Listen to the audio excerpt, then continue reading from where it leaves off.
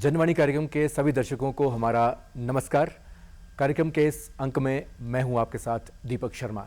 आप सभी जानते हैं कि इस कार्यक्रम में हम आम जनमानस से जुड़ी समस्याओं को आपके पास लेकर हाजिर होते हैं और विशेषज्ञों से उन समस्याओं का समाधान भी आप तक पहुंचाते हैं। आज के इस कार्यक्रम में हम सरकारी कर्मचारी से संबंधित समस्या को लेकर आपके सामने आए हैं और इस कार्यक्रम में आज का विषय है सामान्य भविष्य निधि यानी जीपीएफ और पेंशन धारकों की समस्याएं व समाधान। और अगर आप भी इस कार्यक्रम में हमारे साथ जुड़ना चाहते हैं तो आप भी अगर कोई समस्या का समाधान चाहते हैं तो हमसे जुड़ सकते हैं। हमारा फ़ोन नंबर है 28000177 और 28000178। शिमला से जो बाहर के दर्शक हैं वो शिमला का STD कोड 0177 अवश्य लगाएं। आपके प्रश्नों को उत्तर देने के लिए आज हमारे साथ स्टूडियो में उपस्थित हैं वरिष्ठ लेखाधिकारी AG ऑफिस शिमला से श्री हंसराज हीर जी, और पेंशन से जुड़ी समस्याओं का समाधान करने के लिए आज हमारे साथ हैं सहायक लेखाधिकारी AG ऑफिस शिमला से श्री नारायण सिंह जी। आप दोनों का बहुत बहुत स्वागत है कार्यक्रम में।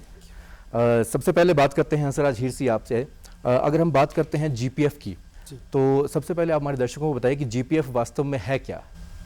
GPF सामान्य भविष्य निधि जिसको कहते हैं खाता जी, वो सरकारी एम्प्लॉय जो 15/5/2003 से पहले नियमित सेवा में आए हैं हिमाचल प्रदेश सरकार में जी, जहाँ तक सेंट्रल गवर्नमेंट का है वहाँ पे 1/1/2004 से पहले जो एम्प्लॉय आए हैं जी, उनके लिए GPF कटवाना कंपलसरी है जी।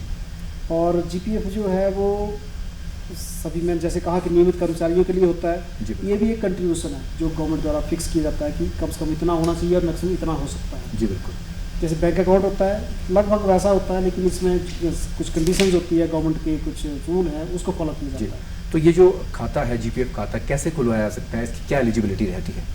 जो भी एम्प्लॉय सरकारी सेवा में आया होता है उसको जैसे वो सेवा में आते हैं तो एक महीने के बाद, पहले 1 साल था, अब 1 महीने के बाद जो है जो उसका DDO है उसके थ्रू एक फॉर्म है 53 जी, उस फॉर्म को भर के उसमें नॉमिनेशन भी होती है और उनकी अपनी पूरी ट्रेल भी होती है, उसको भर के जो उसको भेजना होता है जो से फिर एक खाता अलॉट हो जाएगा जी। हर डिपार्टमेंट का अलग अलग सीरीज होगी, उस सीरीज में उसको नंबर अलॉट हो जाएगा जी। और वो उनका अकाउंट जो है वो हमारे पास जब खुल जाएगा तो DDO को इंटीमेट हो जाएगा और DDO फिर उनके हर महीने सबमिशन काटना शुरू कर देगा। दरअसल जो GPF खाता है उसका खुलने का मूल उद्देश्य क्या है?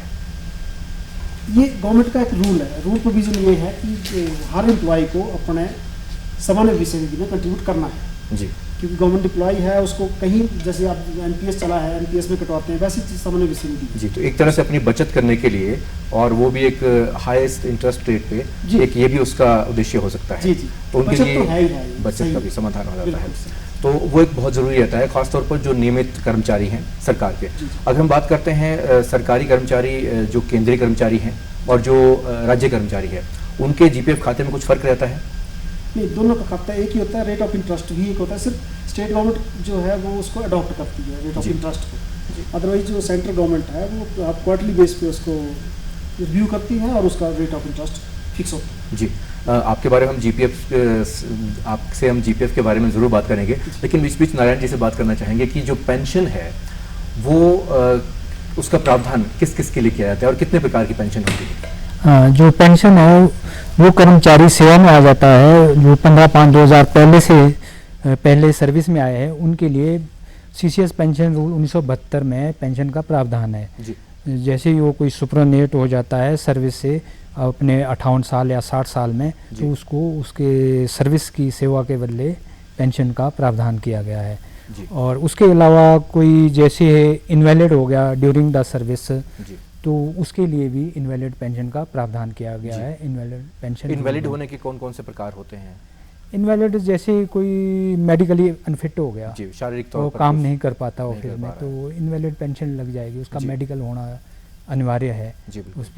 उस पे मेडिकल होने के उपरांत ही पेंशन वो मेडिकल ग्राउंड पे एक तरह से अगर वो अनफिट हो जाता है अनफिट हो और जाता कार्य है, करने लायक नहीं नहीं रहता तो उनके किसी लिए वो पेंशन दी ऑफिस जाती में है। कोई कार्य नहीं कर पाएगा जी, तो उसको इनवैलिड पेंशन का प्रावधान किया गया है। जी बिल्कुल। और कोई अपनी इच्छा से भी पेंशन रिटायरमेंट ले सकता है, उसमें प्री मैच्योर रिटायरमेंट कहते हैं रूल लगता है और स्टेट का अलग से रूल है प्री मैच्योर रिटायरमेंट रूल 1976 और उसके अंतर्गत उनको रिटायरमेंट लेनी होती है। जी, इसके अलावा और कौन सी पेंशन रहती है? फैमिली पेंशन का भी हाँ, प्रावधान फैमिली रहता है? पेंशन उस केस में लगती है जब कर्मचारी की मृत्यु हो जाती है, ड्यूरिंग द सर्विस हो जाती है, तब भी उसको, वो फैमिली को, उसके वाइफ को या उनके बच्चों को, जो भी एलिजिबल, पहले तो वाइफ का ही राइट बनता है, उसको फैमिली पेंशन लग जाती है। जी। और जो रिटायर हो गया, सुपरनेट हो गया, फिर उसके बाद जो 2-4 साल बाद या कभी भी उसकी डेथ हो जाए तो उसके बाद फैमिली पेंशन का भी प्रावधान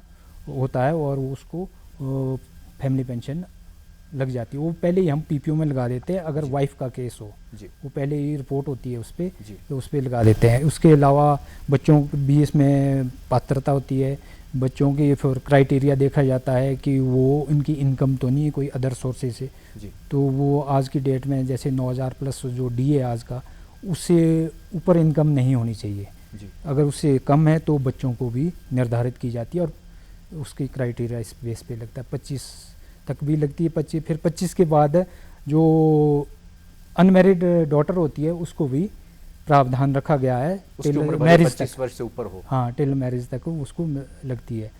और विडो हो जाए ड्यूरिंग दी उसके जीते जी फैमिली पेंशनर और पेंशनर के रहते, अगर कोई लड़की विडो हो जाए तो उसको भी प्रावधान किया गया है फैमिली पेंशन का, उसको फैमिली पेंशन लग जाएगी। तो एक उसको। तरह से बेटी के केस में अगर वो अनमैरिड है तब हाँ भी जी। लग सकती है, अगर विडो हो तब हाँ, भी उसे 25 पेंशन साल लग तक सकती तो हर बच्चे को लगेगी, चाहे जी, वो लड़की हो चाहे लड़का हो, पर क्राइटेरिया इनकम का है वहाँ भी। है। जी इनकम नहीं होनी चाहिए जो हमने बताई अभी 9,000 प्लस डीए जो इसके आज की डेट के मुताबिक। जी तो जो जॉब में क्राइटेरिया है कि कितने वर्ष की जॉब होना बहुत ज़रूरी है पेंशन पाने के लिए, वो आप- क्या है?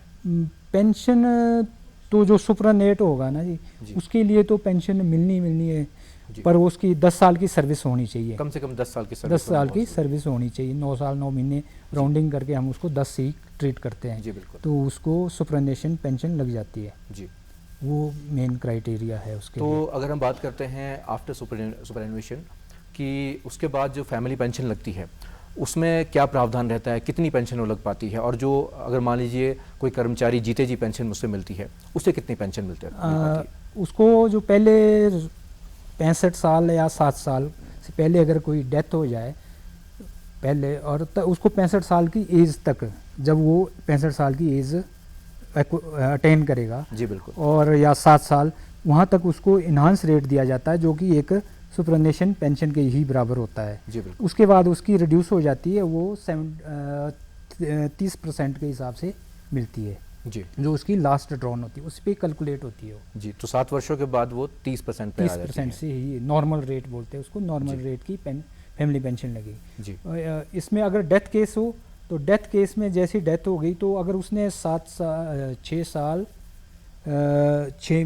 9 महीने सर्विस की है जी। तो उसको इन्हांस रेट लग जाता है, वो 10 साल तक लगेगा, वो अगले 10 वर्षों तक वही रेट 10 रहेगा। वर्ष तक रहेगा, और उसके बाद वो नॉर्मल रेट में आ जाएगी फैमिली पेंशन उसकी, जी जो भी आपसे विस्तार में और भी इस बारे में जानेंगे।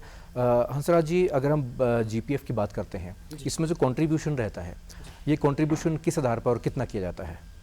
जीपीएफ में जो अंशदान है वो कम से कम 6% जी और मैक्सिमम बेसिक पे प्लस डीए पे जो उसकी बेसिक पे जी। होगी, और प्लस डी स्टेट गवर्नमेंट में प्लस डीए भी है, जी जबकि सेंटर में नहीं, सेंटर में सिर्फ बेसिक पे ही है, जी। और स्टेट में जो है प्लस डीए भी है। तो DA महंगाई भी। भत्ता और जो बेसिक हमारी सैलरी हाँ, है वो उतने तक वेतन वो है, कटवा सकते हैं, उतना कटवाया जा सकता है 6%। 6% कम से कम, जी और मैक्सिमम मैंने कहा आपको जैसे बेसिक पे प्लस डीए उतना कटवाया कटवाया जा जा सकता सकता है, बिल्कुल। है। तो अगर मान लीजिए हम उसको बीच में निकासी करना चाहें, वो किस तरह से हो सकती है? निकासी के लिए जैसे मैंने कहा आपको कि जब वो जीपीएफ में जमा कर सकते हैं तो 75% तक जी वो रूल, जो जीपीएफ का रूल है, रूल 12 और रूल 15 जो है उसके अनुसार निकासी हो सकती है। उसमें प्रोविज़न दिया है कि किस किस पर्पज़ के लिए मिल सकता है, जी बिल्कुल। उन्हीं पर्पज़ के लिए मिलेगा, बाकी पर्पज़ के लिए नहीं मिलेगा, क्योंकि जो गवर्नमेंट के, जैसे मैंने कहा कि रूल के अनुसार चलता है जीपीएफ, जी बिल्कुल। तो वो 75% तक कभी भी निकाल सकते हैं। जी वो उसका जो अगर उसको अर्जेंसी पड़ जाती है हर महीने, जी तो दूसरे महीने भी निकाल सकता है, बशर्ते कि उसके पास पैसा होना चाहिए, जी। वो किसी भी स्टेज पे माइनस में नहीं होना चाहिए। अपने अकाउंट में अगर उनके पास पैसा है तो वो 75% जितना उनका कॉर्पस बना है जी, उसको निकाला जा सकता जी, है। जी, क्यों- उसको निकालने की कुछ विधि है क्या? जी, वो जैसे हमने कहा कि आपको हम हर साल स्टेटमेंट इशू होती है जी ऑफिस से, जी बिल्कुल। अब तो ऑनलाइन स्टेटमेंट इशू हो रही है डीडीओ के पास, और डीडीओ जो है उसको सबको देता है, तो सब कारीगर जो है, जो एम्प्लॉय है, वो डीडीओ को अप्लाई करेगा और डीडीओ उसको जो उसकी अगर उसके परव्यू में आता होगा, उसकी पावर में आता होगा तो वो सैंक्शन कर देंगे, अदरवाइज उनका हेड ऑफ डिपार्टमेंट वो उनको कर सकता है। जी जी जी। नारायण जी, अगर हम पेंशन की बात करते हैं, आपने बताया कि फैमिली पेंशन जो है उनका एक तरह से क्राइटेरिया रहता है कि कितनी उनको पेंशन लगनी है। अगर फैमिली पेंशन धारकों को कोई समस्या आ जाती है तो उसका निपटारा किस तरह से किया जा सकता है? अगर ज़्यादातर फैमिली पेंशनरों को समस्या आई फैमिली पेंशनर की आती है, क्योंकि वो अनभिज्ञ होते हैं कि रूल रेगुलेशन से, तो इसलिए वो उनको चाहिए कि वो विभाग जहाँ पर वो कार्यरत थे, उनके जो भी हस्बैंड है, फादर है कोई, तो उसके बारे में वहाँ से इंफॉर्मेशन ले सकते हैं। जो डॉक्यूमेंट उनको रिक्वायर्ड है वो उनके थ्रू भेज सकते हैं।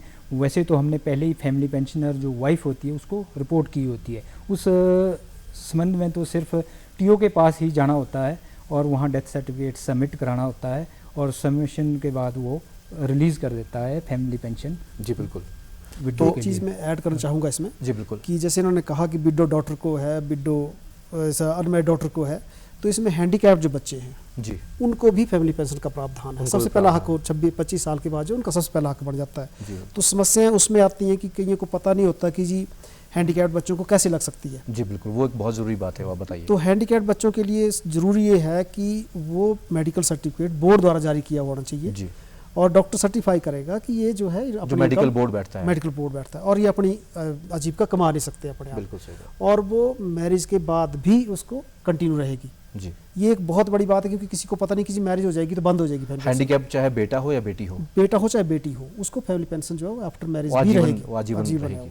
और ये कईयों को नहीं है पता और इसकी समस्या जैसे पूछते हैं कोई तो फोन आता है, तो ये बहुत ज़रूरी है कि आपके माध्यम से अगर सबको पता लग जाए तो ये अच्छी चीज़ है। बहुत अच्छी बात है कि सरकार की तरफ से इस तरह का प्रावधान किया गया है। बिल्कुल। और अगर हम बात करते हैं जीपीएफ की, कोई आदमी अगर ये चाहता है कि कोई भी कर्मचारी अपनी जॉब चेंज करना चाहता है, सपोज कीजिए वो सरकारी कर्मचारी पहले स्टेट को राज्य सरकार का कर्मचारी था, अब वो बाद में केंद्र सरकार में कार्यरत है, वो किस तरह से अपने जीपीएफ खाते का जो है एक तरह से मैनेजमेंट कर सकता है? जीपीएफ जो स्टेट गवर्नमेंट में अगर मान लो एम्प्लॉय था उसका जीपीएफ कट रहा है और सेंट्रल गवर्नमेंट में अगर वो थ्रू प्रॉपर चल जाता है और वहाँ पे भी जीपीएफ अगर नंबर अलॉट हो जाता है उनको, तो वो पैसा ट्रांसफर हो जाएगा। जी, सबसे पहली कंडीशन तो ये है वो उसी अकाउंट में उनका पहले से जितना अमाउंट है सारा ट्रांसफर हो जाएगा। वो विद इंटरेस्ट ट्रांसफर हो जाएगा। लेकिन अगर वहाँ पे पेंशनेबल जॉब नहीं है या जीपीएफ नहीं है तो जो उनका पैसा हमारे पास जमा है वो उनको विद इंटरेस्ट पेमेंट ले सकते हैं, वो उनको वापस मिल जाएगा। बिल्कुल जी, तो उसको वो निकाल जा सकते हैं। जी जी जी। अभी आजकल के दौर में अगर देखा गया है तो कि सरकार द्वारा एनपीएस धारकों को जीपीएफ खाते में भी एक तरह से उनका खुलवाए जा रहे हैं। जी जी। उस केस में किस तरह से रहेगा, क्या प्रावधान रहता है? स्टेट गवर्नमेंट के अभी इसमें ऑर्डर नहीं आए हैं, लेकिन जीपीएफ जैसे स्टार्ट होगा तो लगभग जीपीएफ की तो जो कंडीशन होती हैं उसी आधार पे आएगी और उसका अकाउंट नंबर एजी ऑफिस से अलॉट होगा और उनका जीपीएफ स्टार्ट हो जाएगा। हाँ, गवर्नमेंट इसमें कुछ अमेंडमेंट करती है वो अलग चीज़ होती है, लेकिन अगर पुराने रूल चलते हैं तो उसके अनुसार जो है उसको विद इन वो जैसे मैंने कहा कि वो पूरा फॉर्म 5-3 जो है भर के भेजेंगे हमारे को। बिल्कुल सही बात है। और एनपीएस के पैसे को गवर्नमेंट क्या करती है, ट्रांसफ़र करना नहीं करना है वो एक अलग चीज़ है, लेकिन जीपीएफ स्टार्ट हो सकता है, वो उसी दिन से स्टार्ट हो सकता है। जी सर। जीपीएफ खाते में जो बदलाव आता है बीच में, ऐसी कौन कौन सी कंडीशंस होती है जब उन्हें वो एक तरह से खाता दूसरी जगह शिफ्ट करना होता है, कौन कौन सी कंडीशंस रहती है जिसमें वो शिफ्ट कर सकते हैं? जीपीएफ जैसे स्टेट गवर्नमेंट में कोई एम्प्लॉय अगर जॉब एक डिपार्टमेंट में कर रहा हो, डेप्यूटेशन में दूसरे डिपार्टमेंट में चला जाता है तो वो उसको शिफ्ट करने की जरूरत नहीं होती है, उसी में पैसा आ जाता है, वो उसी में आ सकता है। हाँ, कुछ समय तक जैसे मान लो कोई सस्पेंड हो जाता है या कोई जॉब छोड़ देता है तो ज़रूर उसके खाते में पैसा जमा नहीं हो सकता और वो बंद हो जाएगा। हाँ, सस्पेंशन के दौरान जो उसके पास ऑप्शन है कि वो कटवाना चाहे कटवा सकते हैं, लेकिन ज़रूरी नहीं है वो जी। लेकिन जब रिटायरमेंट उसकी आनी है तो उसे 3 महीना पहले कंपलसरी बंद हो जाना चाहिए। रिटायरमेंट से 3 महीने पहले वो बंद हो जाना चाहिए। वो इसलिए बंद होने का गवर्नमेंट ने प्रावधान रखा है, जो जैसे रूल प्रोविजन है उसके अनुसार लगता है, ताकि उसको जब पेमेंट हो तो रिटायरमेंट के टाइम को पेमेंट हो जाए। तो 3 महीने पहले इसीलिए बंद कराया इसीलिए बंद किया जाता है ताकि वो प्रोसेस जो है पूरा कर दिया जाए। बिल्कुल। रिटायरमेंट के टाइम पे जब वो जीपीएफ निकालने की हम बात करते हैं तो किस तरह से, क्या एक तरह से पूरी प्रोसेस रहती है उसको पैसे को निकालने के लिए? हाँ, जैसे उस रिटायरमेंट आ गई है तो रिटायरमेंट के टाइम सबसे पहले तो एम्प्लॉयज़ की ड्यूटी है कि वो टाइम पे फॉर्म भर दे और डीडीओ को भी फॉर्म भरवा लेना चाहिए। वो प्रॉपर फॉर्म है, फॉर्म भरने उसमें फॉर्म भरें और हमारे एजी ऑफिस को भेज दें। हमारी कोशिश होती है कि विद इन मंथ जी हम उसकी जो पूरा प्रोसेस करके उसकी पेमेंट इसको अथॉरिटी इशू कर देते हैं। बिल्कुल। उस अथॉरिटी के आधार पे डीडीओ ने पेमेंट करनी होती है और उसमें हमने कंडीशन लगाई होती है कि वो विद इन 3 मंथ उसकी पेमेंट हर हालत में हो जानी चाहिए। ठीक, जैसे 90 दिनों का समय रहता है 90 दिनों का समय रहता है, बिल्कुल। उनके पेमेंट करने के लिए। जी जी। अगर 90 दिनों तक किसी की पेमेंट नहीं आ रही, कुछ उन्हें समस्या आ रही हो, तो किस तरह से कहाँ पर संपर्क किया जा सकता है? वो अपने DDO से संपर्क करें, नहीं तो फिर एजी ऑफिस को लिख सकते हैं। जी बिल्कुल। और हमारे लिए लिखने के लिए हमारे पास आने की ज़रूरत नहीं है, हमारे तो अब साइट पे जाएं आप, तो हमारे पूरे सबके नंबर दिए होते हैं, आप वहाँ पे कंप्लेंट भी डाल सकते हैं हमारे लिए। जी बिल्कुल। कंप्लेंट की आपने बात की, कंप्लेंट किस तरह से की जा सकती है, क्या कुछ प्रावधान रहता है, इसकी क्या प्रोसेस रहती है? कोई टोल फ्री नंबर रहता है या फिर वेबसाइट पे जाके जब आप या साइट ईमेल पे के थ्रू भी कर जाएंगे तो सकते वहाँ पे नंबर मिल जाएगा, आप वहाँ पे मेल डाल सकते हैं, आप वहाँ पे ऑफलाइन भी डाल सकते हैं, ऑनलाइन भी डाल सकते हैं, वो जी। कोई प्रॉब्लम नहीं है। जो साइट पे एड्रेस है उसको जी किया जी जी सकता है। जी। नारायण जी, अगर हम बात करते हैं पेंशन धारकों की, तो पेंशन धारकों को एक समस्या रहती है कि उनके कई बार पेंशन रुक जाती है।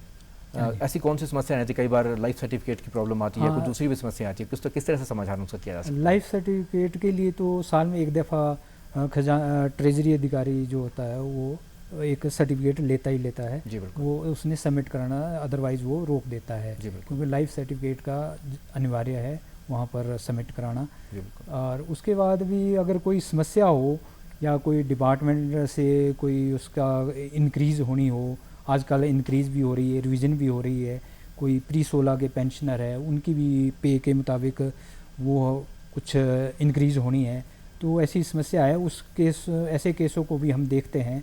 और जो भी है विभाग हमारे पास भेजता है, वो विभाग के माध्यम से भेज सकते हैं, हमारे पास कोई समस्या है तो वो हम सॉल्व करते हैं। आपने बहुत अच्छी बात कही है कि ख़ास तौर पर जो फैमिली पेंशन रहती है उसमें कई बार महिला को पता नहीं रहता है कि हमारा जो पे स्केल रिवाइज़ हो चुका है, हमारा जो पेंशन है वो रिवाइज़ हमें मिली है, उन्हें पता नहीं है। बहुत समय बाद उन्हें पता चलता है कि उनकी जो पेंशन है वो बढ़ी हुई नहीं आ रही है। इस केस में किस तरह से निपटारा किया जा सकता है, कहाँ संपर्क किया जा सकता है? हाँ, इसके लिए तो विभाग से भी संपर्क किया जाता है और हमारे साथ हम भी वैसे आजकल नहीं लगा पा रहे हैं, हम पेंशन अदालत भी लगाते हैं, हर डिस्ट्रिक्ट में जाते हैं, पर आजकल कोरोना के बाद हम इस कार्य को नहीं कर पाए।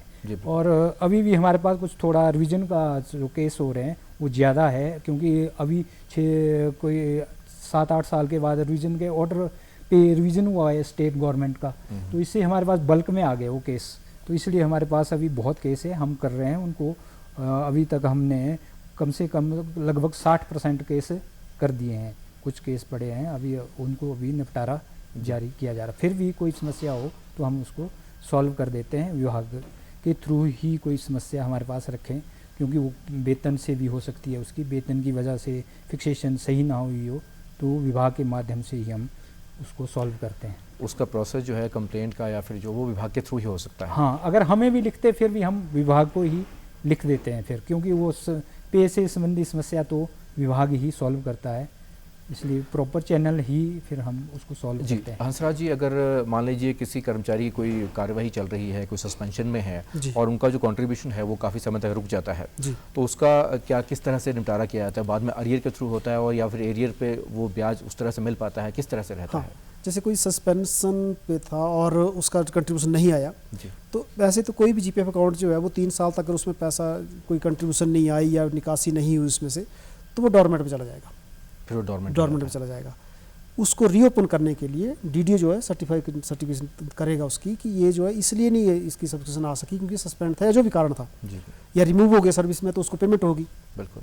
तो DDO की ड्यूटी के टाइम पे हमें इन्फॉर्म करें ताकि वो उसको रीओपन कर सके और वो दोबारा हो सकता है, रिस्टोर हो जाता है।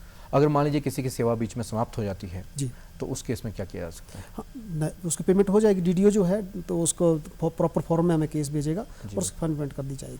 वो DDO के थ्रू ही उसे करना होगा या फिर स्वयं भी कर सकता है? नहीं, वो तो DDO के थ्रू ही करेंगे क्योंकि पेमेंट डिपार्टमेंट करेगा। जी बिल्कुल। जी जी।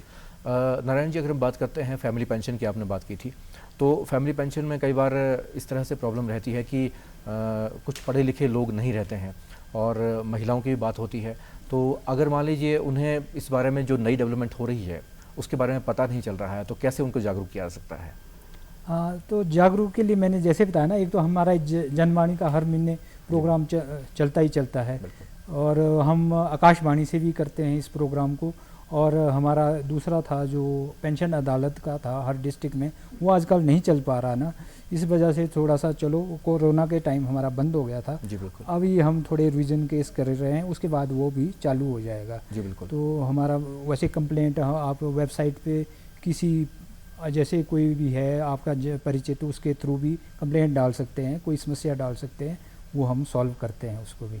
जी हंसराज जी, अगर हम बात करते हैं एक कर्मचारी के जो पूरे जब वो अपने सेवा में रहता है जी तो वो पूरे अपना कंट्रीब्यूशन अंशदान करता है जी जीपीएफ में, जी उस समय उसे अच्छी ब्याज भी मिल रही होती है। जी जी। लेकिन अगर वो चाहे आफ्टर रिटायरमेंट तो क्या उसके बाद भी वो अपना अंशदान जारी रख सकता है या फिर अपने पैसे को उस खाते में रख सकता है अगर चाहती हो? बिल्कुल, ये सिर्फ हिमाचल प्रदेश सरकार ने ही ये आदेश जारी किए हैं जी कि वो अपने जीपीएफ को रिटेन कर सकता है। जी ये है उसके लिए ये जो एम्प्लॉय होता है, जी, एम्प्लॉय जो है अपने जीपीएफ को रिटेन कर सकता है। और इसमें हम जैसे आपने पूछा, इसमें हमारे से पूछा जाता है कि कब तक रख सकते हैं, जी बिल्कुल तो वो तब तक रक सकते हैं जब तक खुद है, जी, वो आजीवन भर रख सकता है आजीवन उस रख पैसे सकते हैं। वो खुद जब खुद नहीं रहेगा जी। तो फैमिली को पेमेंट लेनी पड़ती है विद इन 6 जी। मंथ। तो उसमें उसके बाद भी 6 महीने तक इंटरेस्ट मिलेगा। को। अगर वो उसके बाद कर्मचारी की मृत्यु हो जाती है हाँ, तब भी 6 महीने तो तक 6 महीने तक उसे इंटरेस्ट मिल इंटरेस्ट मिल सकता है। जाता और है। वो जो नॉमिनेशन अगर उसने किया है तो नॉमिनी को पैसा डेफिनेटली मिलेगा। करनी चाहिए, नॉमिनेशन तो करनी ही चाहिए। ये तो जी, बहुत जरूरी चीज़ है। आपके माध्यम से बता दें कि आप नॉमिनेशन तो जरूर करें। जी, नॉमिनेशन की आपने बात की तो नॉमिनी कौन कौन हो सकता है और कितने लोग नॉमिनी हो सकते हैं? परिवार का सदस्य, जी परिवार का सदस्य कोई भी हो सकता है और नॉमिनी जिसको बनाना चाहिए उसे लिख सकते हैं। जी बिल्कुल। कोशिश करनी चाहिए कि स्पाउस को करें, अदरवाइज किसी को भी कर सकते हैं, कोई परिवार का सदस्य होना चाहिए। कई बार नारायण जी समस्या आती है कि अगर नॉमिनी की जो मृत्यु है वो पहले हो जाती है तो उस केस में क्या किया जा सकता है? फिर उस केस में तो लीगल हेयर को ही वो राइट चला जाएगा, जी। उसको जो आएगा जो वो कोर्ट उस द्वारा base पे लीगल decide हेयर होगा। स्पेसिफाई किया जाएगा। हाँ जी, फिर उसी से इक्वल शेयर में जाएगा। फिर वो तो वो जितने भी अगर 2 या 3 बच्चे हैं तो उन हाँ जी। सभी में इक्वल बांटा जाएगा, इक्वल जाएगा। उस पूरे पैसे को ही बांटा जाएगा। बिल्कुल। और पेंशन का भी यही प्रावधान रहता है? पेंशन का भी ऐसा ही प्रावधान रहता है, अगर नॉमिनी उसमें इक्वल में ही जाएगी फिर, या उसमें रूल में प्रेस्क्राइब किया गया है तो कुंजा टू त्रुंजा जी। जो पहले उसमें फैमिली की डिटेल में उसमें दिए हुए हैं जी। उसी हिसाब से वो पेमेंट की जाती है। जी। अगर हम हिमाचल प्रदेश की बात करें जी तो यहाँ पर कर्मचारी जो है काफ़ी अवेयर हैं, लेकिन अगर मान लीजिए उनको जीपीएफ से संबंधित कोई समस्या आ रही होती है जी, तो जी। किस तरह से आपसे संपर्क कर सकते हैं? वो हमारे, जैसे मैंने कहा आपको, साइट पे कभी भी हमारे उस पर फ़ोन कर सकते हैं। और टोल फ्री नंबर की हमारे नहीं होते तो जी। उस पर या साइट पे नंबर है, हमारे साइट पे फ़ोन कर सकते जी, हैं, बिल्कुल। ऑनलाइन कंप्लेंट डाल सकते हैं। सो इवन हमारे से कोई सजेशन भी लेता है, छुट्टी वाले दिन भी जैसे फ़ोन आ जाते हैं तो हम बताते हैं, जो हम बता सकते जी। हैं उनको बताते हैं, जो हमारे संबंधित होता है हम जरूर बताते हैं उनको। जी, हमारे दर्शकों को कई बार कुछ छोटी छोटी टर्म्स है उसमें एक तरह से कंफ्यूजन रहती है, जैसे जीपीएफ है, ईपीएफ है, सीपीएफ है या पीपीएफ है। इन 3-4 टर्म्स में क्या एक तरह से जो भिन्नता है वो आप हमारे दर्शकों को जरूर बताएं। जीपीएफ तो जैसे मैंने कहा वो तो एम्प्लॉयज़ के लिए ही है। जी बिल्कुल।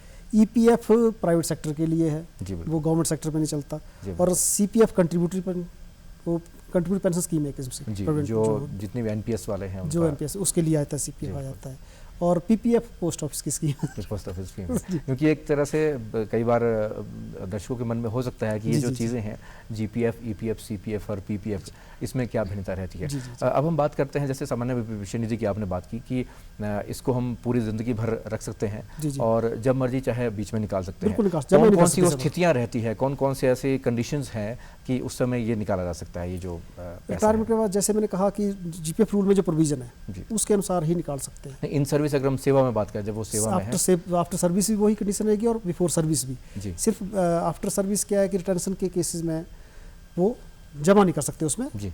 हाँ निकाल सकते हैं। हाँ, आपने जो बात की कि अगर 60 वर्ष के बाद वो रिटेंशन कर रहे हैं अपने पैसे की तो उसमें अंशदान नहीं दिया जा नहीं सकता दिया है। जा सकता, जी, जी। लेकिन उससे पहले की अगर हम बात करते हैं तो वो निकाल भी सकते हैं। जैसे कहा जाता है कि बेटे की शादी हो या फिर घर का निर्माण हो, जी, जी। ऐसी कौन कौन सी जो कंडीशंस हाँ, रहती जैसे हैं? अपने भवन निर्माण के लिए, बेटे की शादी, बेटी की शादी के लिए, सगाई के लिए, फिर गाड़ी लेने के लिए, जी। रेनोवेशन के लिए, बहुत सी कंडीशन ऐसी, इवन त्यौहार के लिए मिलती है।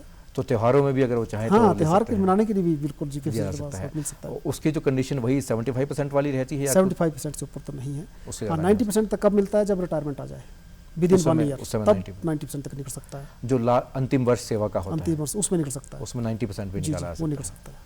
तो उसको वापस करने की कोई कंडीशन रहती है कि वो वापस भी करना पड़ता है, ऐसा कुछ नहीं नहीं, है? वो नहीं होता, जरूरत नहीं है। तो जरूरत नहीं है। रिफंडेबल एडवांस होता है। जी बिल्कुल। जो वापस करना हो तो रिफंडेबल है, जी बिल्कुल। वो अलग चीज़ होती है। नारायण जी, पेंशन धारकों की जो समस्याएं हैं उसमें अगर हम बात करते हैं कि जो सर ने बात की थी कि हैंडीकैप्ड की जो है, अगर मान लीजिए कोई हैंडीकैप्ड किसी को इस मामले में पता ही नहीं है कि वो इस तरह से मेडिकली फिट है, अनफिट है, तो क्या कुछ विभाग की तरफ से भी ऐसी जानकारी मुहैया कराई जाती है अपने कर्मचारी को? किस तरह हाँ। से पता चलेगा?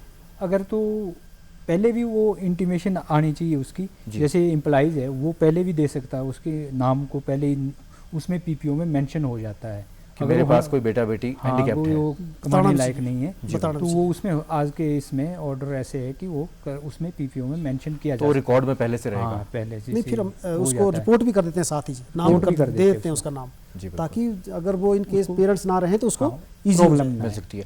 और अगर रिटायरमेंट के बाद ऐसी समस्या आ जाती है? तब भी वो कोई ना कोई उससे डिपार्टमेंट के माध्यम से हमारे पास वो आएगा और हम उसको कर देते जी। हैं। उस केस में कोई गार्डियन नॉमिनेट हो जाता है, अगर वो कोई ऐसा है कि वो पैसे फिर उसके थ्रू ही पेमेंट उनको दिए होती जाते है, हैं। वो ट्रेजरी से मिलती है। ये जो पेंशन है ये माइनर को भी दी जा सकती है या सिर्फ मेजर को ही दी जा सकती है? माइनर में भी गार्डियन चाहिए। माइनर अगर बच्चे को फैमिली पेंशन लग रही है तो उसमें गार्डियन चाहिए उसमें भी। जी। हंसराज हीर जी और नारायण सिंह जी, आज आप हमारे स्टूडियोज़ में आए और हमारे दर्शकों को आपने पेंशन और जीपीएफ से संबंधित जानकारी दी। आपका इन तमाम जानकारियों को देने के लिए बहुत बहुत धन्यवाद। तो दर्शकों, उम्मीद करते हैं कि आज की इस जानकारी से आप ज़रूर लाभान्वित हुए होंगे।